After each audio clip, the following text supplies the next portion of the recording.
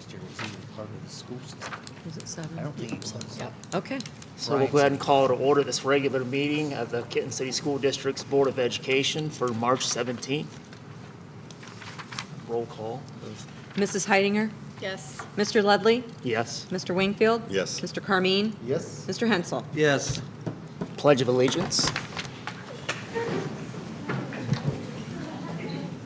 I pledge allegiance to the flag of the United States of America and to the republic for which it stands, one nation, under God, indivisible, with liberty and justice for all.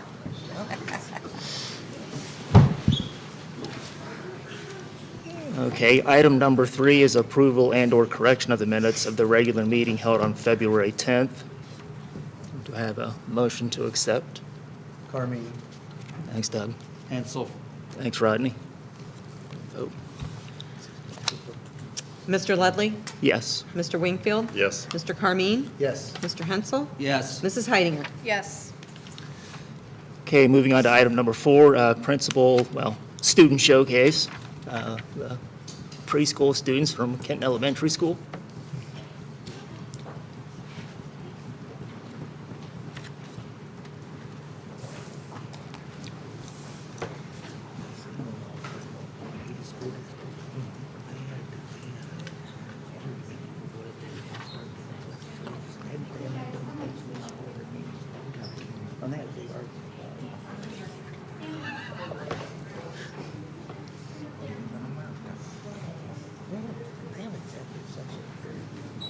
Their last 2-3 hours.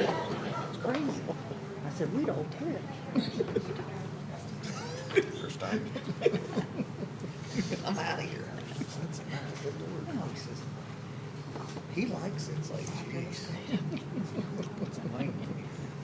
Good evening. These are 10 of our preschool students from Kenton City Preschool, and we're just going to give you a little preview of how we teach the Leader in Me program in preschool. And one of the first ways that we do that is we sing a song, and we're going to sing that song for you.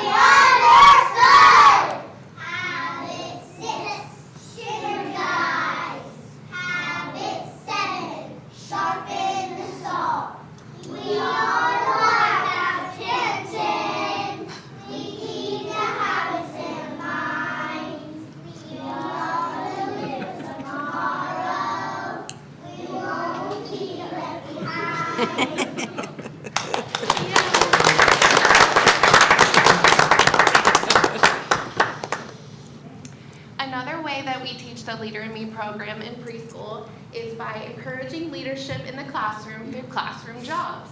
Classroom job responsibilities are rotated each day so that all students get the opportunity to lead. This helps students to take ownership, to learn accountability, and to develop their independence. In our classroom, we have these job charts, and this is how we rotate through and take turns having jobs in the classroom. They're going to share with you their favorite job to have in the classroom.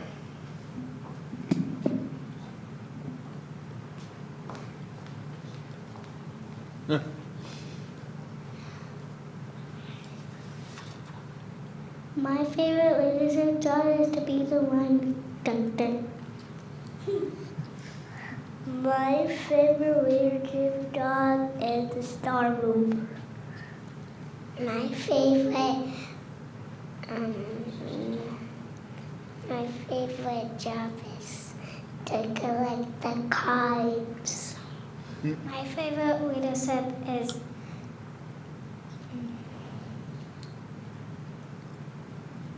Greeter. My favorite job is the line leader. My favorite job is the line leader. My favorite job is the calendar helper. My favorite job is the calendar helper. My favorite job is the snack helper.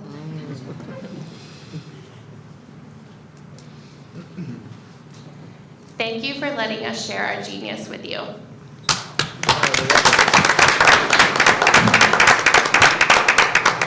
We can get a picture real quick, if they don't mind, just stay right there. We're gonna have board members come and stand behind them, and teachers, yes, if you don't mind, please stay right there. Get a picture real quick. Anybody else that wants to get a picture, feel free to grab one as well.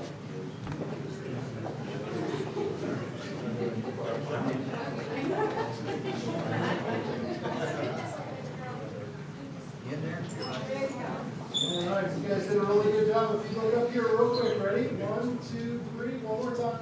1, 2, 3. All right. Parents, go ahead. Yeah, winners.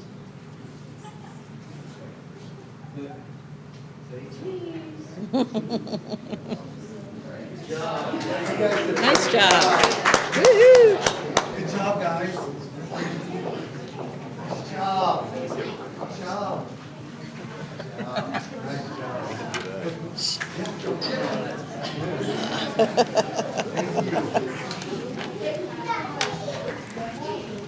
Too cute. Kind of wild to watch those kids walk in there and think like your kids, our kids were there. Like I know. it doesn't seem like that long ago, but it's that long ago. I know. It's crazy. It is crazy. Just get rid of the ones I have. I mean, Luke is a freshman. That's good enough. Cut her loose. Next year, get her own place. Until then. No, they're out. Pay for the place. Did you? Pay for the place. Yeah, I know. She can Uber eat. I wish we had Uber in. Bye. Bye. They're cute.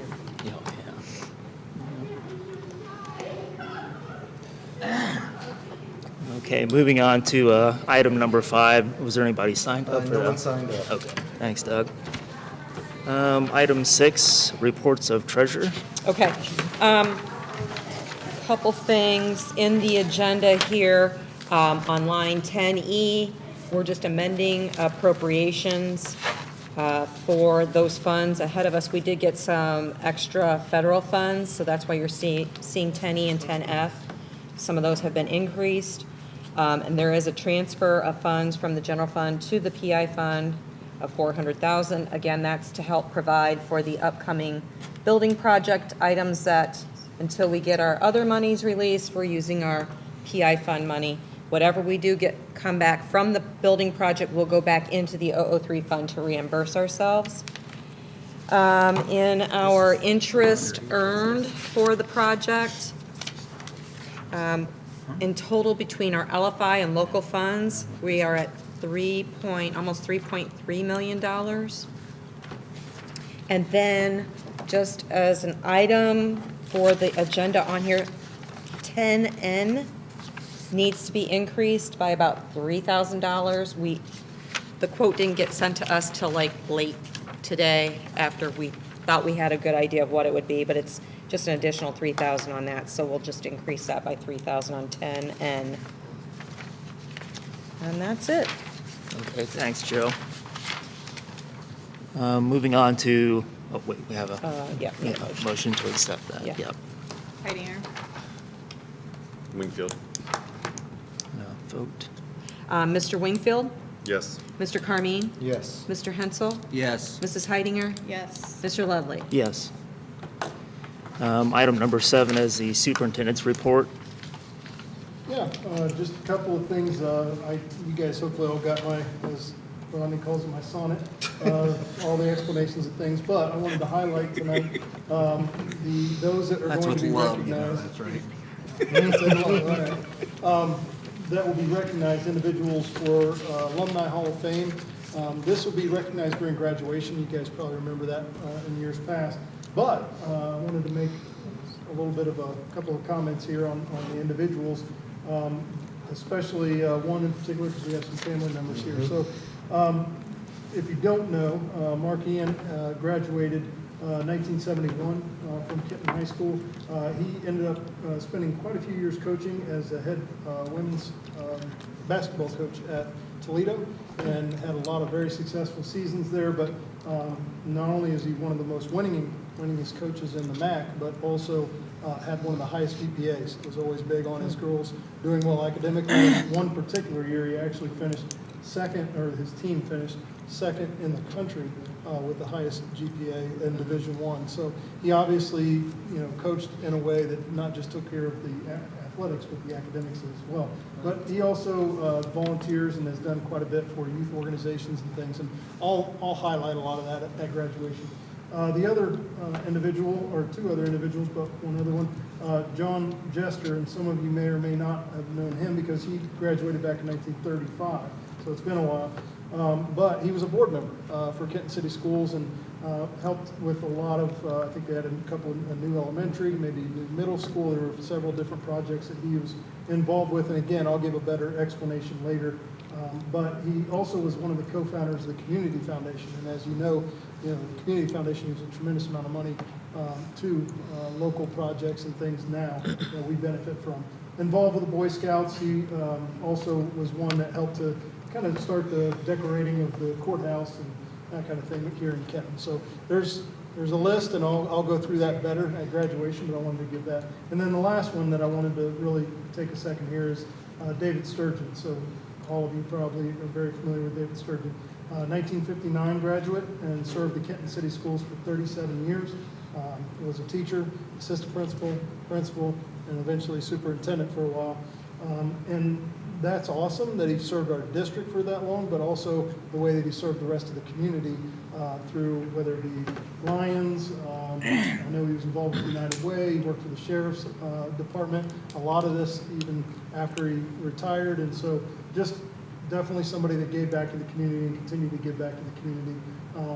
And then one of the things that I know for me, my family was impacted by was he was a co-founder for the Excellence for Education Foundation. And so both of my kids have benefited from scholarships and things that came about because of that. So I just, I want to make sure that we thank the family for coming. His wife is here, his son is here, and two,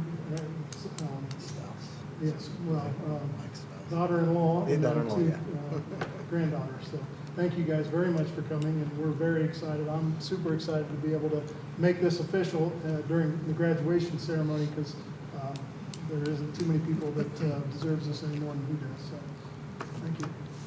All right, thanks, Chad, for sharing that. Item number 8 is board committee reports. I think it was co-curricular, right? Yeah, we had the extra and co-curricular. It was kind of interesting.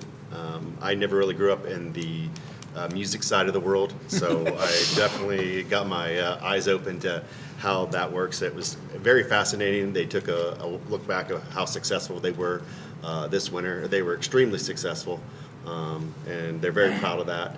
They worked super hard. Todd DeQuino and Travis Wisman in there just telling us all about that. Their first inaugural Kenton Cup was a success.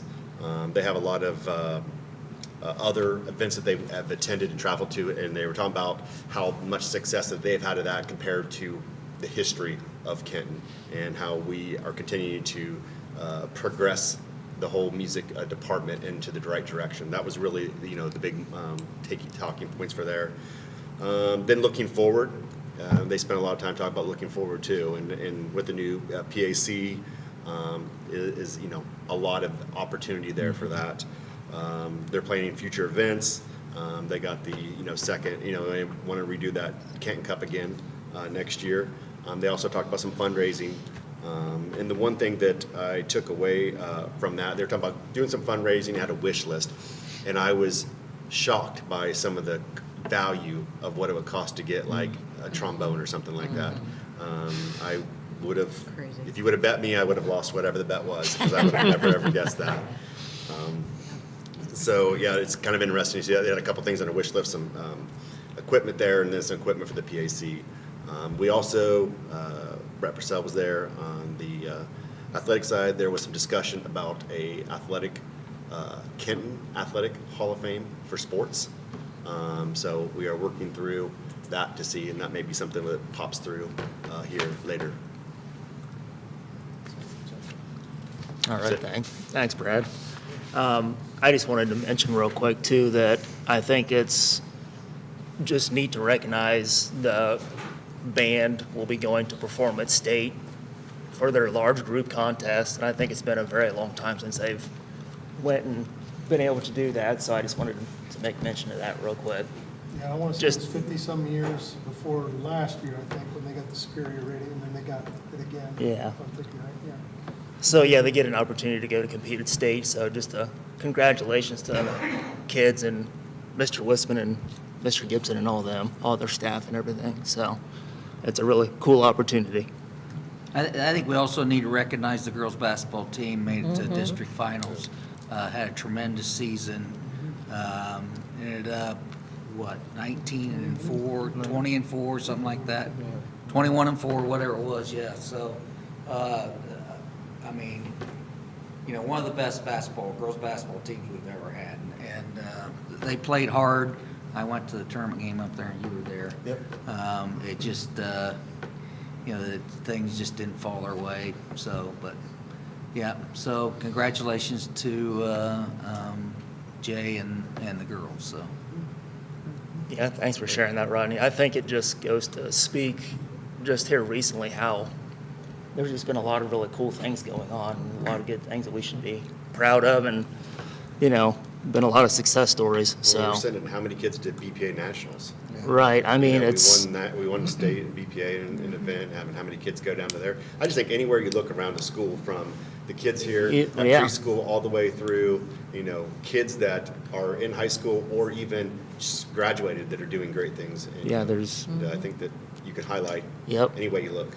Yeah, a lot of things to celebrate, so really awesome. Yeah, I mean, a lot of people just look at all the negatives, and if they aren't up close to this school, even, if you could just go into these schools and see what these teachers are doing, it's just phenomenal.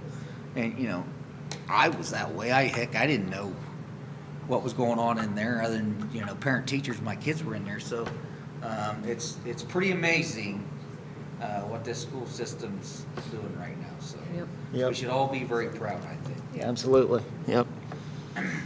All right. Moving on to item 9, old business. I don't think there was any old business. So just a motion to accept. No, Cancel. Nothing for that, nothing. Oh, nothing, sorry. We're going to new business. Going into new business. Item 10, authorizations and resolutions. Item 10A is to approve the following donations. Bert and Rhonda Grubbs to KHS Conservation Class in the amount of $100. KHS Esports, Quest Federal Credit Union in the amount of $900. Rogers Insurance Agency in the amount of $500. Robinson Finn in the amount of $500. And then McCullough Industries in the amount of $1,000. So again, we just say thank you to all those donations. Item 10B is to approve the following overnight trips. Top 20 show choir going to Norwell High School, Fort Wayne, Indiana, March 14th and 15th. Kenton OHP FFA to the Ohio Expo Center in Columbus for the Ohio FFA Convention, April 30th through May 2nd. HOSA to host a state competition in Glass City Center, Toledo, Ohio, April 9th and 10th. And then the JROTC Junior Senior Trip to Miami, Florida, Caymans, April 20th through the 26th. That would be a fun trip to probably be. It's one way to get kids going through. No kidding. Item 10C is to approve the facility use agreement between Kenton City Schools and the Hardin County Agricultural Society as presented. Item 10D is to approve the 2024 tax rates and the 2025 estimated revenues as submitted by the Hardin County Auditor. Moving on to item 10E is to approve the following amended appropriations, and Jill earlier in her report kind of give us an overcap of all of these here. Item 10F is to approve the amendment to the Certificate of Estimated Resources as follows. Item 10G is to approve the following fund-to-fund transfer, which is from the general fund to the permanent improvement fund in the amount of $400,000. Item 10H is to approve the school calendars for a 3-year period, August 2025 through May of 2028, as presented. Item 10I is to approve the following sliding fee schedule for preschool students. Item 10J is to approve the purchase of a Ford Transit van for the cafeteria from Reineke Family Dealerships. And item 10K is to approve the substitute bus drivers on any field trip of 8 or more hours shall receive a $20 per diem payment for meals for the 2024-2025 school year. And this is the same language that is in the OPSI contract, section 16.4. Item 1011 is to approve the updated special education model policies and procedures. Item 10M is to approve the guidelines for the Kenton Business Professionals of America BPA scholarship as presented. Item 10N is to approve the purchase of server and licensing for cameras for the new middle school, high school. And Jill again covered that new amount earlier in her report. Moving on to item 10O, approve Northwest Transport LLC to transport a student effective February 26th, 2025 through May 22nd, 2025 to High Road School of Marion. And now we just need a motion to accept if there's no further. Hensel. Rodney? Carmine will second. Thanks, Doug. Vote. Mr. Carmine? Yes. Mr. Hensel? Yes. Mrs. Heidinger? Yes. Mr. Ludley? Yes. Mr. Wingfield? Yes. Moving on to item 11, personnel items. Item 11A is to approve the following volunteers for the 2024-2025 school year. And we can see the list of volunteers there. Again, thank you to all the volunteers that are stepping forward for that. Item 11B is to approve the following substitutes for the 2024-2025 school year. And you can see the list there. And again, thank you to the substitutes coming forward for that. Item 11C is to approve supplemental contract employment for the 2024-2025 school year. Eric Baker as the Kenton High School spring weight trainer.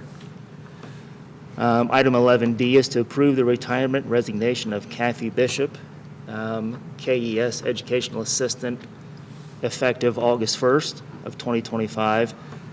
Kathy has been with the district for 27 years, so we just want to give a very big thank you and appreciation for all of her years of service and commitment to Kenton City Schools and KES.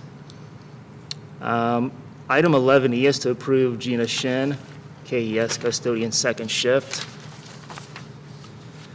Item 11F is to approve David Jones, KES custodian second shift. Item 11G is to approve Deb Manns, fifth grade ELA for a limited one-year contract for the 2025-2026 school year. Item 11H is to approve Ellie Allen as KMS science teacher for a limited one-year contract. And item 11I is to approve the written resignation of Carrie Miller, KHS educational assistant, effective March 13th, 2025. Motion to accept. Wingfield. Thanks, Brad. Heidinger. Thanks, Tasha. Vote. Mr. Carmine? Yes. Oh. Anything? It's okay, I was just gonna say, as a Yeah. reminder, we will be recognizing quite a few of the folks that have are retired, and, because it's happened throughout the year, in our May board meeting. So we'll have those people come and be able to talk for a minute and just thank them, so, All right. Thanks, Chad. thanks. Mr. Hensel? Yes. Mrs. Heidinger? Yes. Mr. Ludley? Yes. Mr. Wingfield? Yes. We need a motion to go into executive session. Okay. A motion to go into executive session. Heidinger. Thanks, Tasha. Wingfield. Brad, thank you. Time, what's the time? 7:25. 7:25. All right. Okay, the next regular Board of Oh, Education wait, let's meeting. do the vote. Oh, Mr. Hensel? Sorry. Yes. Mrs. Heidinger? Yes. Mr. Ludley? Yes. Mr. Wingfield? Yes. Mr. Carmine? Yes. Okay. That's it. Okay, the next regular Board of Education meeting will be held on April 21st, 2025, at 7 PM. What? Huh? Right, there's no, Oh. there'll be no further business Yep. after that, right, for executive session. Those are for you to sign. He Okay. keeps us on our toes.